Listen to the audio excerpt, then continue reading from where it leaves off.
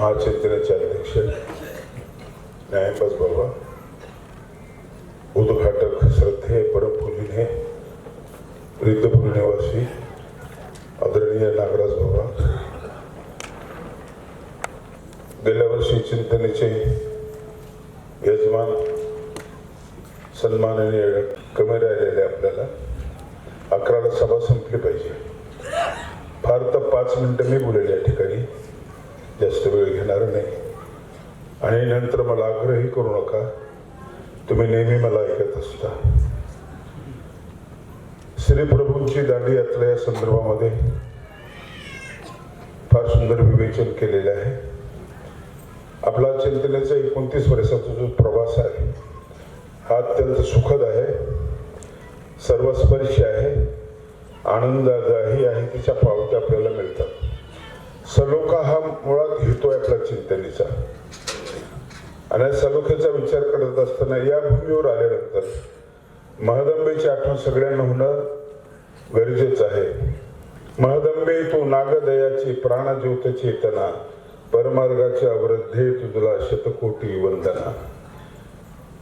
उजाडा राणी पडला होता एक धुरंधर, पाठीवरती घेऊन गेली पंढर परमेश्वरपूर. मला इथं फक्त पाठच दिसायला लागले. आज 2 पाठी आहेत त्या महाराष्ट्रामध्ये. एक वारकरी संप्रदायाची पाठ आहे, एक मानव संप्रदायाची पाठ आहे. वारकरी संप्रदायामध्ये पुरुषाची पाठ आहे ज्ञानेश्वर महाराजांची, ज्याच्यावर मांडे भाजलेले आहेत. बहिणीच्या खातर तिला वाटले की मांडे खालावे आपण आणि दादांना खाऊ घालावे, निवृत्ती दादांना, ज्ञानदेवांना. पण ती खापर आणायला गेली तर बधी विसोबा भेटतात आणि म्हणतात कशाला चालवलो खापर. म्हणे मांडे गोड, तुम्हाला संन्याशांच्या कार्यक्रमांना मांडे पाहिजे, मांडे खायचे. हातातून हिसकून घेतलं आणि ते तुडवलं, तुकडे तुकडे केले. ती रडत रडत आली. माऊली म्हणाले काय झालं तुला? मग तिने ती कथा सांगितली. ते म्हणाले बाकीचे साहित्य तयार कर, मी तुला मांडे भाजीची व्यवस्था करतो. आणि मग नंतर तिने सगळं साहित्य तयार केलं आणि पाठीवर तिने मांडे कसे भाजू म्हणून विचारलं. त्यावेळेस ज्ञानेश्वर महाराजांनी आपली पाठ केली, गरम उष्ण केली, युगाग्नी तयार केला, श्रीकृष्ण चक्रवर्तीने पूर्ण तयार केला आणि ते त्या ठिकाणी कर्पूरकंजिली तेव्हा संपले. यांनी मर्यादेत तयार केला स्वयंपाकापुरता आणि ते मांडे भाजले. ती एक पाठ. आणि मुक्ताईची प्रतिभा, ज्ञानदेवांची प्रतिभा, जी आपल्या भावाचा रुसवा संपवते अभंगाने, उत्स्फूर्त अभंगाने. योगी पावना मनाचा साही अपराध जनाता, विश्वरागे झाले वनी संत मुखे वावे पाणी, विश्वकुट ब्रह्मद्वारा ताटे उडा ज्ञानेश्वरा. संत ज्याने व्हावे त्याने लोक बोलणे सोसावे. असे सुंदरशी अभंग कशी जोडी असेल बहीण भावाची. यापूर्वी मानवा संप्रदायामध्ये बहीण भावाची जोडी अशीच आहे. ती महदंबा जिज्ञासू लीळा चरित्राची सुरुवात जिनं झाली. इथं गणेशाय नमन आहे, परेशाय नमन आहे, महादाईशी पुशिले अशा ग्रंथाची सुरुवात आहे. मग अक्षरापासून या ग्रंथाची सुरुवात आहे. आणि हे महदंबा आपला भाऊ वेळा झाला असं लोक म्हणत होते. आणि ती ज्यावेळेस इकडे येते श्रीप्रभूने सांगितल्याप्रमाणे आणि क्रुंदन पिळते तोंडामध्ये, लोक विचारतात, सांगतात, मुलं सांगतात बेवते गुराखी मुलं काय वेडा झाला, वेडा झाला. वेडा झाला म्हणजे काय झाला? ध्येय वेडा झाला. ध्येय काय होतं? श्री चक्रधर स्वामी. आणि म्हणून भिक्षा मागत असताना भिक्षा शब्द नव्हता येत, धान्य मागत नव्हता, काही मागत नव्हता, मला चक्रधर द्या म्हणत होता. ठिकठिकाणी चक्रधर द्या म्हणत होता.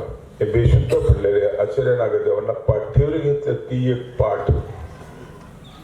पाठ किती मजबूत असावी, पुरुषाची मजबूत असावी, जी गरम केल्यानंतर तिच्यावर कुटुंबाचा स्वयंपाक होतो. स्त्रीची मजबूत असावी, जिने पंथाचं नेतृत्व करणाऱ्या नागदेवाचार्यांना 6,500 ग्रंथ लिहिणाऱ्या ज्या पायाजवळ म्हणून विद्वान जमलेले त्या व्यक्तीला पाठीवर घेतलं आणि इथून रुद्धपूरला नेलं. आज मला आनंद याचा वाटतो की असं कोणीतरी कोणाला टेका देतं, कोणीतरी कोणाला आधार देतं. रुद्धपूरची चिंतने ठरलेली असताना त्या चिंतनेमध्ये एक मोठी अडचण निर्माण झाली. 2 खूप चांगली माणसं गेले त्या ठिकाणची. मग त्यावेळेला अमरावतीच्या बाबांनी आम्हाला पाठ दिली. आज त्यांच्या पाठीवरती हा कार्यक्रम तयार होत आहे आणि त्यांना मी विकास पुरुष म्हणून या ठिकाणी त्यांना सन्मानपत्राने आम्ही सन्मानित करणारच आहोत. तर ते विकास पुरुषने मला तर ते विस्तार पुरुषही वाटायला लागले.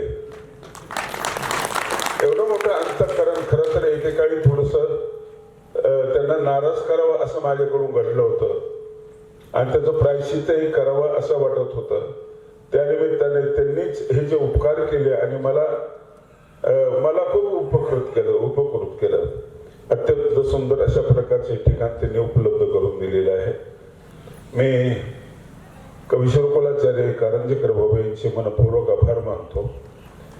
आणि आपल्याला वेळ कमी आहे. चिंतनेमध्ये वेळेला जास्त महत्व आहे.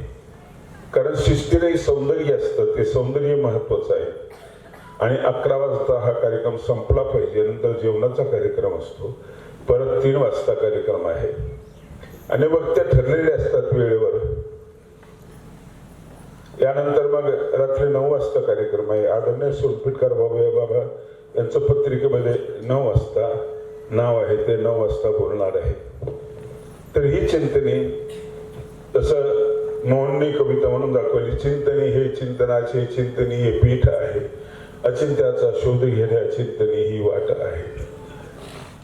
सर्वांना जोडणं हे महत्वाचं आहे. आणि मग स्वामींचा क्षुद्रनदीवरचा सेतू जो आहे तो मी अनेक व्याख्यानात सांगितलेला आहे. सेतू तयार करणं, इकडचे तिकडे आले पाहिजे, तिकडचे इकडे आले पाहिजे. ज्या भेटी अडलेल्या आहेत, माणसं दुरावलेले आहेत, माणसं फाटलेले आहेत, ही त्या जाते भेटत नाही. आता वारकरी संप्रदायामध्ये असं झाले की वारकरी संप्रदायाची कीर्तन, वंजारा समाजाचा सप्ताह असला तो मराठ्यांना घ्यायचं नाही, मराठ्याचा असला तो वंजाऱ्यांना घ्यायचं नाही. अरे मग त्या अभंगांचं काय करायचंय? यारे यारे लहान तुला सकाळचे ते आहे निखार. आणि म्हणून ही जोडणी महत्वाची आहे आणि त्या लीळा चरित्रामध्ये मला दिसते. लीळा चरित्रामध्ये स्वामींचा सर्व ठिकाणी स्पर्श होता. तो सेतू पुन्हा आपल्याला उभारायचा आहे आणि त्या सेतूसाठी मानव संप्रदायाची खूप मदत आहे आम्हाला. आणि वारकरी संप्रदायाची काही मंडळी जी आहेत, ज्ञानेश्वर महाराज, बंडगर, ही मंडळी याला जोडलेली आहे. आणि आपल्याला ही विचार सगळीकडे न्यायचे, आपल्या हृदयाची झोळी करायची आहे, सगळ्या ठिकाणी भिक्षा मागायची. आपल्याला ही विचाराची भिक्षा आहे. विचाराची भिक्षा आपण मागत राहू. 29 वर्ष झाले माझ्या आणि तुमच्या लक्षात आलं असेल की आज महाराष्ट्रामध्ये कुठलाही कीर्तनकार महानुभावावर टीका करत नाही. कुठला महानुभाव तर टीका करतच नाहीये. आणि सगळी माणसं आता कसे ते विचार, जे जुने विचार होते ते बोथट झालेले आहेत, ते बोथट करायचे आपल्याला. एवढं हे महत्वाचं काम आहे. स्वामींनी दिलेलं जे एक सूत्र एक महत्वाचे, जे चार थरून त्याची पांघरून, कमी जागेत आणि कमी गरजेमध्ये जगायचं यासारखं सुख नाही. आणि किती तुम्ही अभ्यास केला तर तुम्ही मरणार आहात. करोडो लोक मरणार आहेत. बघ तुम्ही बंगल्यामध्ये एकटी म्हातारी असते, मुलं विदेशामध्ये असतात, पैसा तर खूप मिळतो पण पाणी द्यायला कोणी नाहीये. कमी गरजेमध्ये जगायचं. स्वयंदास्य तपस्विनाम, परत शक्ती निर्माण करायची, दासी निर्माण करायचं. अरे ते एमपीचे लोक, यूपीचे लोक तुम्ही इकडे बोलवताय, मध्य प्रदेशचे लोक तुम्ही इकडे बोलवताय, कामासाठी तुम्ही करताय काय? म्हणून महाराष्ट्रामध्ये ते सूत्र सांगितले की स्वयंभू व्हा, तुम्ही स्वयंभू व्हा. हे सूत्र लोकांपर्यंत आम्हाला न्यायचं आहे. आम्हाला स्नेह पसरायचं आहे. स्नेहासारखं मंगल नाही, स्नेहासारखं तेल नाही. त्या वृक्ष मनाला स्नेह मिळाले की माणूस, स्नेह निर्माण झाले की पसायदान जन्माला येतं आणि स्नेह संपले की शिवे जन्माला येतात. हा फार मोठा फरक आहे. किती दिवस शिवाय देतात बसला पडेला. आणि म्हणून हे सर्वज्ञ श्री कदर स्वामींचं काम सूत्राच्या माध्यमातून, चिंतनेने, लघुचिंतनी, मध्यचिंतनी या माध्यमातून लोकांपर्यंत पोहोचवलेलं आहे. आणि ते काम आपल्याला करायचं आहे. पाठ मात्र मजबूत ठेवा, तुमची पाठ मजबूत ठेवा. काहीतरी ओझं तुम्हाला घ्यायचं आहे, काहीतरी ओझं घ्यायचं आहे. आणि ते स्त्रियांचं एक प्रतिनिधी म्हणून आपल्याला त्या ठिकाणी महादाईसा दिसते आणि एक प्रतिनिधी म्हणून पुरुषातून एक संत ज्ञानेश्वर महाराज दिसतात. हे दोन ठिकाणी एक ठिकाणी जर आले तर आनंदाचा सोहळाच आहे. खूप आनंद आहे. एवढंच मी या ठिकाणी सांगतो आणि माझे शब्द